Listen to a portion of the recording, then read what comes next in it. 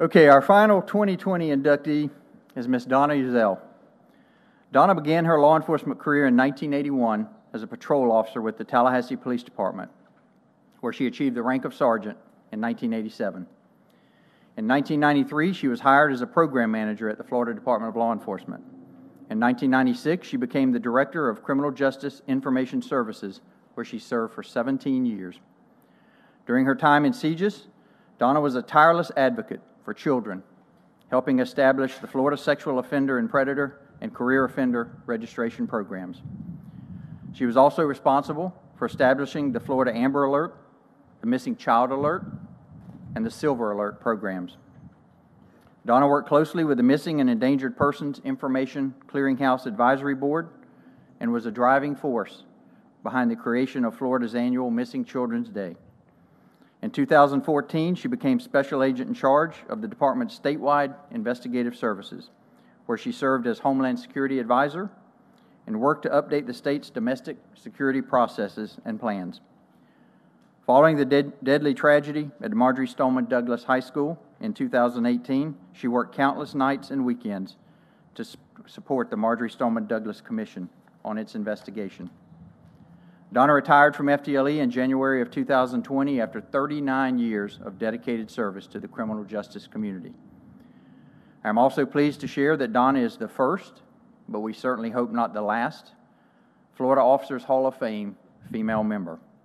Ladies and gentlemen, please welcome 2020 Florida Law Enforcement Officers Hall of Fame inductee, Ms. Donna Uzzell.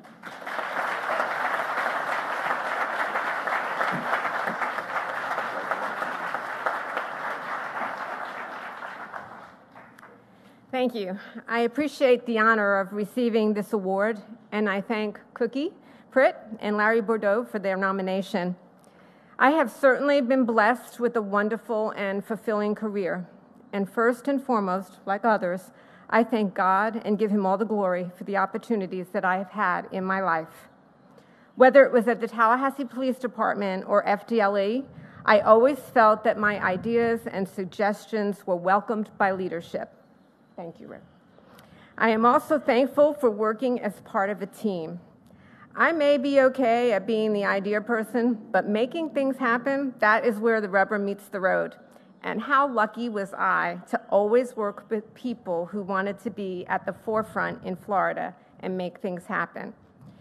Charlie Schaefer, at my FDLE retirement, he reminded me of the day I came in after watching NCIS and saying to him, "You put 2 fingers on a device and it checks if you have a warrant or are a sex offender. Let's do that."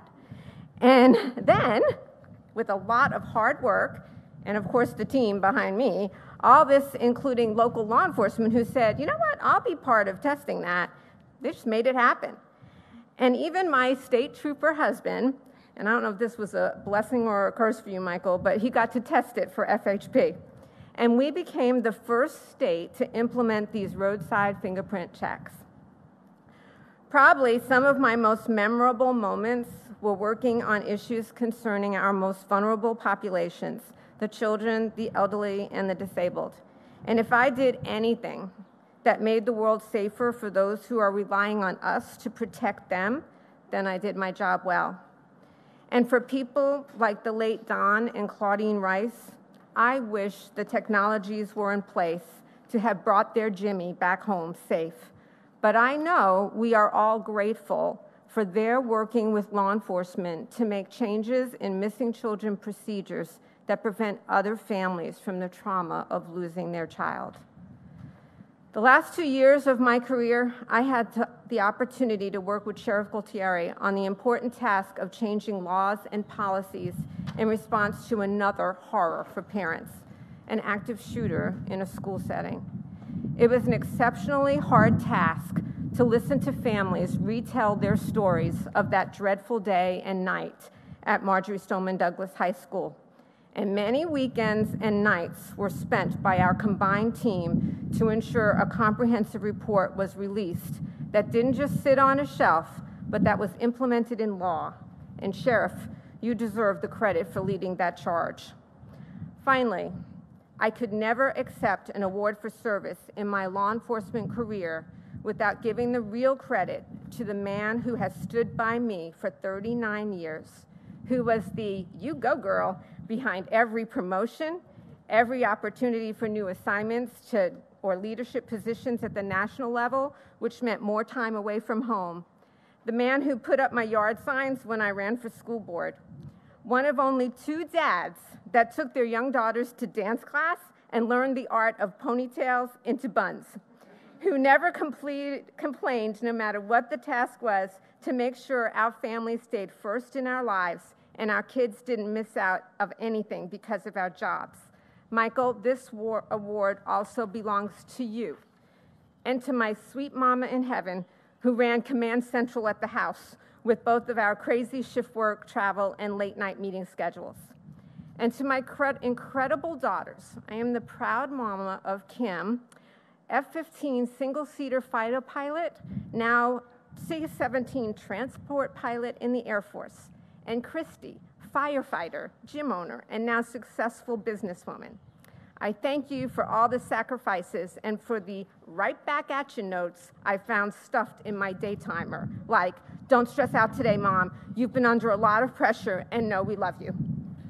This career has definitely been a family affair, and I appreciate my family who came here today, and my sister, my brother-in-law, my nieces, Michelle, her family, Colleen, Tracy, who jumped into my house last night screaming and surprised me from New Jersey and said, "I can't miss it."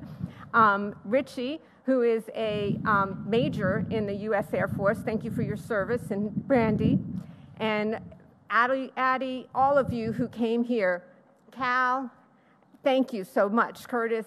And then all the family that is rooting me on from home. I can't tell you how many links of this meeting I had to send out. And anybody here who's Italian and from Brooklyn would understand how this becomes a family affair. And so all of you who are watching, I thank you, and I know you would have loved to have been here. And I hope, Colleen, I did mention your name, because I hope I mentioned every one of you that are just so important to me, and that's what my family is.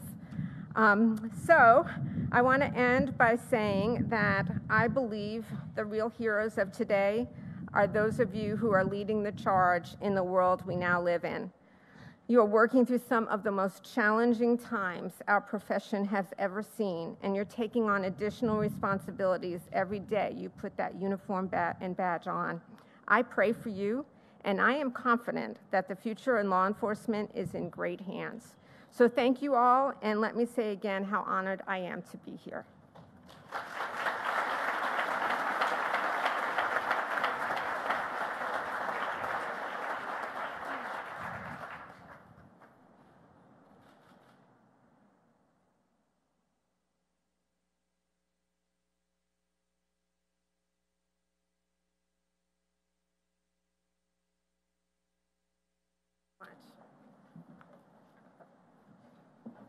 I have to just say, Amanda LaGrua, I know you're watching. It's hard to remember everybody's names all at once, but thank you. Donna, I'm just glad to hear there's still some folks in Brooklyn. I thought they were all in South Florida.